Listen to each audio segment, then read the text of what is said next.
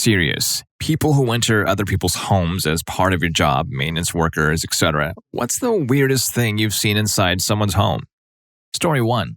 I used to install smoke alarms for the hearing impaired, 50% elderly and 50% deaf, all over the state of Oklahoma. I'd get addresses for the installations the week before and plan routes accordingly, meaning I would just put the addresses into Google and check out the Earth/map views. This place I'm thinking of was in the middle of nowhere, which is saying something considering that the entire state of Oklahoma is in the middle of nowhere. When my American Sign Language interpreter and I made the trip, we had to ramp up our minivan over a nearly washed-out bridge, bounce down a forest road, and choose which of 3 broken-down trailers these people were using as a shelter. Looking back, we really should have just called it before ramping the bridge. Once there, we met the people, and they explained in American Sign Language through my interpreter that they had a tornado rip through their home that ended up sparking a fire somehow. That explanation never made it through translation. Since then, they had decided to be more fire safety conscious, which I applaud, but their home had holes in the roof the size of people. One wall was just a tapestry of duct tape trash bags. I didn't feel right just installing fancy smoke alarms when they clearly needed much more help, but there wasn't anything I could do. So I'm doing the only thing I can do, installing smoke alarms, explaining basic fire safety, teaching them to use their bed-shaking devices. These folks were deaf, and when I start to explain that they should exit the home without stopping to grab anything, including pets, they stop me and explain that their pet is very valuable, as in it had a monetary value. Now, I'm not one to pry, so I took this at face value and reiterated the importance of leaving the home immediately if it is on fire, especially because it's a trailer home. They had a long, silent conversation with my interpreter during which she looked more and more concerned. The occupants go into a room I hadn't yet entered and emerge with a frickin' bald eagle on a leash. Stuff is illegal, yo. Story 2. I used to babysit for a family friend. He had begun to take a lot more hours of work, so he didn't have much time to do housework. He asked me if I could do it for some extra money. I said sure. One day, while I was doing his laundry, I found 2 girdles. They were like those after-pregnancy ones that were like a tank top with 2 ace bandage type things that stretched and velcroed across each other, across the stomach. I thought, must be one of his girlfriends. He was a single dad. He ended up seeing I did the whites, they were white, and asked me if I put the whites in the dryer. I told him everything but the tank top things. I didn't want the velcro catching on anything. He looked shocked and embarrassed. Then a few months later, I found a large bra with silicone-type inserts. Then I definitely thought, oh, he must be seeing someone. It just made sense to me. I told my mom about it, thinking maybe she knew about his girlfriend. She laughed and said that she didn't know if he was seeing anyone, maybe someone he hooked up with and left it. A bit later, my mom said that the girdles were his and he had confessed to her about them. He said he was embarrassed by his weight and the girdles made him feel skinnier. I believed it. I asked my mom if she pressed him on the bra with the fake boob. She said she didn't and was waiting to see if he'd bring it up. My brother and his son were friends, and my brother came home with me once. They were looking for an adapter for something, I think a controller my brother had for the Xbox 360, and they dug in his closet. He found huge-ass heels in the very back of the closet buried under a huge duffel bag. They were like drag queen heels. I then began to realize, maybe this guy liked to dress up. Then I remembered the wigs I saw in his room once and just thought they were his mom's. She has alopecia, because they look like her style and I'd seen some similar ones at her house. I also knew he'd take them to an ex of his to get them washed and styled, and it clicked. Never looked at him the same again, in a good way. He's a really cool and funny guy, and just learning about that made me wish he'd be free to open up. I'd love to see him all dressed up once. Living as a single dad in the South is hard enough already, so I'm sure he's not too keen on letting that persona out. Story 3. Used to work for a concrete company, and our mixer trucks would sometimes damage property. Typically, my partner and I did maintenance on the plants, but we'd get sent to job sites to undo whatever the drivers did. So while at one house, we had to tear up the driveway, replace the culvert, and re-pour the end of the driveway. The first day we were there, all the old Snoopy neighbors were standing around watching us, and I had to piss pretty badly, so I asked the homeowner if I could use his bathroom. He said sure, and led me through his house, past the bathroom, into the bathroom in the master bedroom. Already creeped out by that. Oh, also, I noticed cameras all over the place. Some pointed out windows, some pointed into the rooms. The creep factor leveled up. So he leads me into the bathroom, opens a door, and holds it for me as you would at a store when someone is behind you. I say thanks, and he still stands there. I had to walk past him and yank the door closed. While leaving, I noticed a bedroom decked out in kid stuff. This would normally not toss up any flags. Grandkids' room maybe? Probably, right? But with all the added creepiness, it just didn't seem normal at all. Told my partner and he laughed and pointed out there were probably cameras in the bathroom. If either of us had to piss after that, we drove down to the gas station. So this was around 15 years ago, so we're talking about camcorders on tripods, not your cutesy nanny cams. The old guy was single, and this wasn't a very kid-friendly setup as far as foster homes go. The part about him holding the door for the bathroom, imagine going to a restaurant and there's a group of people with you and you hold the door open for them. This is what I was talking about, except he didn't seem to have any intentions of closing it, hence me snatching it from him. Story 4. Back in the early 90s, I worked for a company that removed old electric water heaters and replaced them with propane-powered water heaters. Because propane water heaters can possibly spew carbon monoxide, there are state regulations as to where the water heaters can and cannot be placed. So it was my job to inspect the water heater room and draw up plans for ventilation if necessary. I show up at a client's home to inspect the area where he had his water heater to see if we needed to install any vents. When I asked to see his current water heater, he seemed a little uncomfortable and said, "I have something in the room that I forgot to clean up." I followed him to the room, and when he opened the door, the smell of weed hit me. In the water heater room, he had fishing lines strung up with trim plants being dried. If I were to guess, there must have been a couple pounds of weed drying in there. He said, "Oops, sorry about that." I smiled and told him, "No problem, I don't even know what that is." I knew exactly what it was, but I didn't want the guy to get a worried look about me telling someone. He offered me some, but I told him, "No thanks, I don't know what that is." As I was leaving, he asked me, "You aren't going to tell anyone about the plants, are you?" I asked, "What plants?" The guy smiled and said, "You sure you don't want some?" I definitely wanted some, but I was still pretty new at my job, so I didn't want to take the chance that accepting weed from him would blow up in my face. Before I left, I told him, "Make sure you clear that closet before our guys arrive. They might not be happy about the plants I didn't see." Story 5. I had a neighbor who offered me money to clean her apartment. She had mental health issues and got some kind of subsidy from the county for home assistance, which she didn't like, but she had an inspection coming up for continuing her other benefits, so I walked in and there were dishes everywhere, glasses with dried stuff in the bottom, pizza boxes that smelled of old cheese and stacks, ashtrays piled so high they were pyramids of butts. Beer cans and bottles were scattered everywhere, went into the kitchen and both sinks piled up past the faucet. One side has water in it that's covered in a white film. The kitchen trash can had overflowed to the floor and had flies buzzing around it. Gross, but I needed the money, so I rolled up my sleeves and got to work. After I got the dishes under control, I moved on to the stove and oven. When I opened the door, the entire bottom of the oven was crawling with maggots. The wave of smell was enough to knock me on my ass, and I ran out gagging, went home, got a mask, went back, and finished up cleaning. I still cannot figure out what she did to that oven. There was no food inside and it looked like it had never been used. Story 6. I worked for Pizza Hut many years ago. I had to deliver to a house that was as normal as can be on the outside. I knocked on the door and a guy wearing only silk boxers answered. He was slightly overweight but looked like he was smuggling a frickin' baseball bat in his boxers. He was casual as hell and asked me to step inside for a second as he had to go get his wallet. I took one step inside and this extremely hot lady came around the corner. She was obviously not wearing a bra and her robe was barely closed. One of her steps flapped open her robe enough to know that she shaved her down below. I looked behind her and you could see a whole video camera set up on a tripod, so it was obvious what they were doing. The guy hands me the money with a good-sized tip, no pun intended, and tells me that he appreciated me bringing the food. I said, "No problem.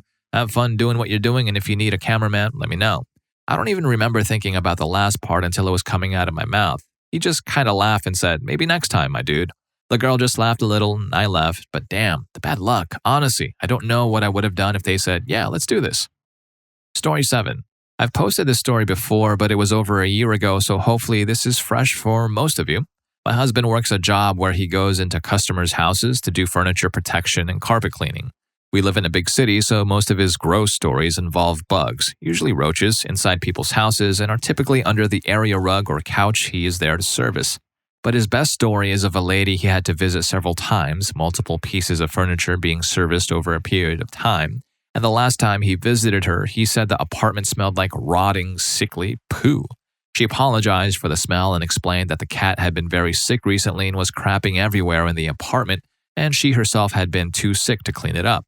So there were just little rotting piles of poop everywhere that he says were like little poo landmines that he had to avoid stepping on. But as an appropriate one-up story, my husband's best friend does the same job as him, and his best story is similar to my husband's. Best friend gets to the customer's house, sees a couple of little poo landmines in the corner and says, "Oh, I think your cat may have had an accident over there." And the customer says, "Oh no, that was me. I forgot to put my diaper on this morning." Story 8. My old apartment landlord fired the IT guy, so I paid half rent for about 10 hours of work a month. Usually little stuff like swapping ports or running cable, the occasional office IT stuff, but nothing bad. Anyway, I had to go into an apartment because one tenant complained about his wall jacks. I walked in and this place was filthy. First thing I saw was a mattress room. All of the floor and walls were mattresses, like gross brown stained mattresses. And wait, there's more. The back room is full of like weird cardboard constructions with running computers built into them, like a cardboard case made out of pizza boxes. I'm talking $4,000 easy worth of decent parts. It was maybe 3 separate machines. This freak had to be mining using open-air machines, and I left myself thinking, what in the hell did I just see? It redefined messed up for me and made me question my own sanity. Oh, and I worked for an eviction company in college. He evicted a meth head who kept his guns safe in his kids' rooms. My supervisor asked the cop if any guns were inside. The cop was like, well, no guns, but maybe $200,000 worth of meth. Then my super says, nah, no way that thing held $200 worth of meth. To the cop, not as weird as a computer mines, but equally troubling. Story 9. For a summer job, I worked for an appliance delivery and installation company, so we would go inside with the machines and hook them up after removing the old ones. My coworker and I were doing a standard dishwasher hookup and removal for a guy who had to be 65 years old or older. While I was hooking up the drain hose and my coworker was taking the old unit outside, the guy said to me, when you called, I was practicing my hobby. I'm an escape artist. I knew it could get weird fast, so I didn't question it. When my coworker came in, the guy took out handcuffs and said to him, put these on me and I'll get out. He left the room and minutes later was free. He said, now let me find some rope. Had my coworker tie up his arms and cuff him again. He left the room and was free minutes later. This was our last stop and we just wanted to get out of there, so I finished installing while he got the paperwork ready and I told him I'd load the junker into the trunk and wait for him. About 10 minutes later, a coworker comes out and says, yo, you gotta see what this guy had me do. So I go in there and the guy is in the cuffs, tied up in a sleeping bag with a moving blanket duct taped around him. We waited in the kitchen and 5 minutes later, he came out all free and sweaty. It was actually kind of impressive and the guy seemed happy to have help with the traps and being able to entertain people, but that was the weirdest experience I had on that job. Story 10. I work in emergency medical services, so I go into homes on the regular to help patients. This one call I had was a routine call. We got to the house, but my 2 buddies went in before I did because I had to grab some things from the rig. Somehow, I couldn't find where anybody went. It was kind of a confusing house setup. As I'm going from hallway room to another room, I thought I found the right door. It wasn't a very large house, just a confusing layout. When I opened the door, it was a screen door, but I couldn't see through too well. I walked forward and was immediately met with the largest pot-bellied pig I've ever seen in person. Now, this chunky boy was massive, cute as could be, but I was very confused and wondering if I'm in the right place. I look around and I see 2 birds in a cage and a snake in a cool tank. I swear, if somebody saw my reaction, they would have been crying in laughter because I just said, what the hell? Who's got a big-ass pig inside their house? After that, I found where everybody went. They too went past the pig room and out a side door. I was confused for a long time as to why they had the pig and animals in the room that connects their house to the outside door. Crazy stuff. I've always wondered what the name of the pig was. Pretty cute. Story 11. I worked at 2 different property preservation companies from about 2006 to 2017. Most properties were single-family homes that were foreclosures. I never went to houses. I looked at photos our contractors took. Some highlights. Job of the poo. A toilet had broken. Why fix it? Let's put a tarp down around the toilet and poo on the toilet pile until it's like 2 feet high. Deer massacre. Don't know what happened at that house, but there was a trench at least 20 to 30 feet long and a 3 to 5 feet wide filled with whole and partial deer corpses. Cow bathroom. A cow got into a vacant property, ate a lot of the baseboards and stairs, and then got in a bathroom and closed the door on itself. I guess the door was strong because it was found a month or 2 later, decayed into the floor. Puddle cats. I think with the above story, I hopefully don't need to elaborate on that term. They are so common, we use that term in the office. The cage. There was a freaking jail cell built into the corner of the garage in a house in a crappy neighborhood. I'd lived 1 street over a year earlier. We came to the conclusion it probably was related to human smuggling, because we never heard on the news about a serial killer or anything. Fancy house. This was a 32, I think, room mansion that was seized by some government agency and then sold to an investor. Local kids wreck the place at least once a month, and there must have been $100,000 in damage the last time I saw photos from there. Stripper room.